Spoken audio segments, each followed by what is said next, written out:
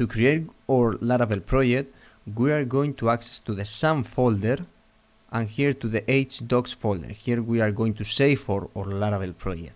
Here we are going to open a command line and we are going to initialize our Laravel project.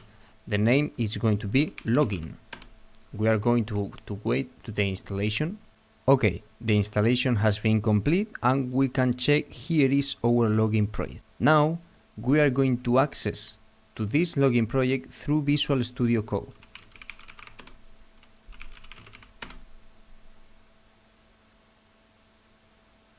Here we can see the whole project.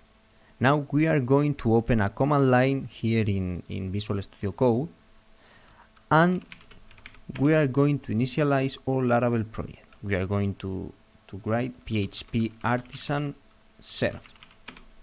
Now here in this location is our Laravel website. But now we are going to change this to a login system. Okay, so we are going to return to Visual Studio Code to make some changes. First of all, we have to make a login view. Okay, so we are going to go to resources, to view, and here we are going to add a login.blade.php file, and here we are going to add some HTML and CSS code. Okay, this is some CSS styles and here is the HTML form. Okay, we are going to speak about this piece of code later. Okay, and now we want to access to this PHP and HTML page through a root. Okay, so we are going to add a new get method to our page. Okay, we are going to check this. We are going to go to the URL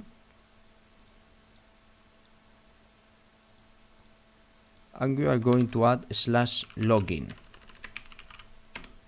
and here is our login form. Okay, but if we write here some data and press login, there is a error. Okay, the post method is not supported for this route. Okay, so we are going to add a post method to send the data. Okay, here we are going to add a post method and it's going to access to a login controller and a method called index. Okay, we have to make now this controller. Okay, to make this controller we are going to add a new terminal and we are going to write PHP artisan make controller and the name of the controller, login controller. Okay, and here in app http controllers, here is our new controller. Okay, now in order to access to this controller we are going to do a simple modification in a file. Okay, we are going to go to providers folder and we are going to enter to routes service provider and we are going to go to line 29 and we are going to delete this to access to this route. Okay, and now we are going to add some logic to this controller. Okay, first of all we are going to create a public function called index and it's going to get some data from a request. Okay, so we are going to create two variables, login and password. Okay, and we are going to return it. Why this? Because when we make a post request we are going to send a request. And why this data? Because here in the login form we have a login and a password data. Okay, so it's added to the request and here in the controller we can get the data. Okay, like in a JSON object. Okay, we are going to check this and see what happens.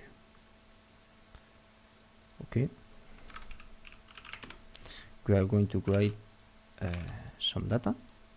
Here it is, the login and the password. Okay, now in order to make our login system, we are going to create a model called user. Okay, let's back Visual Studio Code, and now we are going to close this view and this view, and now we want to add a model. Okay, by default, when you create a Laravel project, it adds a user model. Okay, but we don't want this model, so we are going to delete it. Okay, and we are going to create a new one. So we are going to write this command line, php artisan make model, and the model is going to be called user. Okay, now we can see our new model, and it's too simple. Okay, now we are going to connect this system to a database, and the data to access to a database is here in this XAMPP file. Okay, and here is our database data. We can change this in order to access to our database. Okay, so now we are going to access to the XAMPP control panel, and we are going to initialize Apache and MySQL, and we are going to enter to the MySQL admin, and we are going to create a database called login. Okay, so here we are going to create a new one called login. Okay, and we are going to add a table called users, columns 2 columns called login and pass, for example varchar and text, and save. Now we are going to insert one value called admin and admin. Okay, and here it is, our table with an admin. Now we want to access to this table from our system. Okay, so we are going to go to the controller, we are going to insert our model. Okay, in order to use this model. Well, now we are going to delete this return, and we are going to add some logic. Well, what we write here? We write that we are going to search all the users where name, in this case login, is equal to this login value. Okay, and it's going to return us an array with all the users. Okay, it's grown. Okay, and it's also okay, we are going to change this variable name. Okay, with this we are going to check if it's empty. If it's empty, we are going to return the same view, the same login view, but we are going to add an error message. Okay, if it exists, we are going to get the first user and the password data. We are going to check if this password from the database is the same that this variable get from the request, and if it's the same, we are going to return the view welcome in order to access a login, a successful login. Okay, but if it's not the same, we are going to return a different message, for example password incorrect. Okay, and we are going to return el usuario no existe. Okay, now remember this piece of code. Okay, this piece of code is related with this piece of code. Okay, we are going to return an error message, and here we are writing that if session has an error label, which is this label, okay, we are going to write the message that is here. Okay, and this is a piece of code to return some feedback from the controller. Now we are going to check this, but first we are going to change this, because in our database there is no password values, there is a pass column. Okay, There is a login column and a pass column. Now we are going to open our system. We are going to enter to the login view, and we are going to access with an unexist user. Okay, we are going to create some data, and the user doesn't exist. And now we are going to access with a wrong pass first.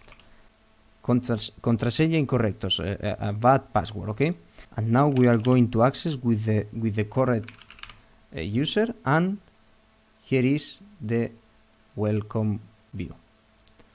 And that's all. That's a simple login system with Laravel project.